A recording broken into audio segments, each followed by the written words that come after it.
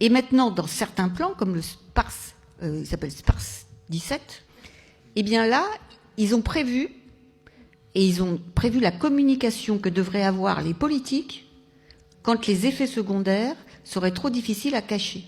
Et que la société civile aura déjà fait le travail que là, nous on se dit qu'est-ce qu'on pourrait faire pour dernière.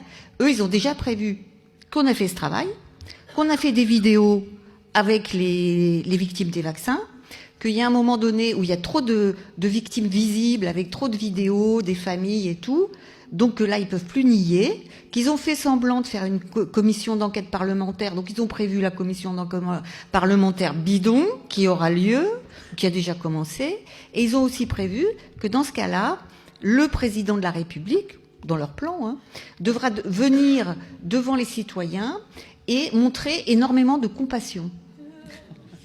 Et voilà ce qui est dit. Donc, président de la République, vous devrez montrer beaucoup de compassion, dire que vous remerciez les gens qui ont accepté le vaccin et qui se sont ainsi sacrifiés pour leur communauté. Donc, mais si vous leur dites que voilà, mais maintenant, bien sûr, il va y avoir la commission d'enquête, et bien sûr, maintenant, il faut aller de l'avant. Tout ça est prévu, c'est écrit noir sur blanc. Noir sur blanc. Mais où ? Je vous donnerai le lien sur le site de Hopkins.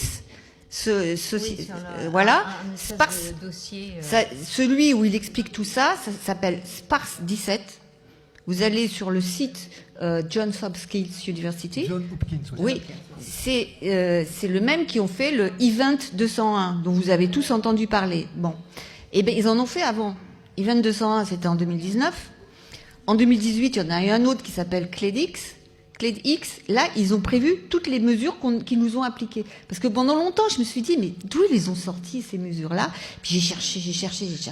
Et c'est il n'y a pas si longtemps que j'ai trouvé que c'était CLEDX. 2018. Mais 2017, c'est SPARS 17. Et SPARS 17, eux, ils ont prévu comment répondre à l'inquiétude de la population après les dégâts.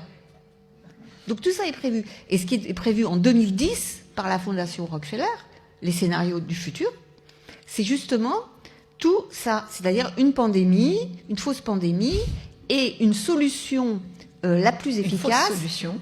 La solution la plus efficace, c'est la solution autoritaire à la chinoise. Point barre. Pour lutter contre la pandémie, bien sûr. Voilà. Donc les plans politiques, ils existent. Et ils vont continuer.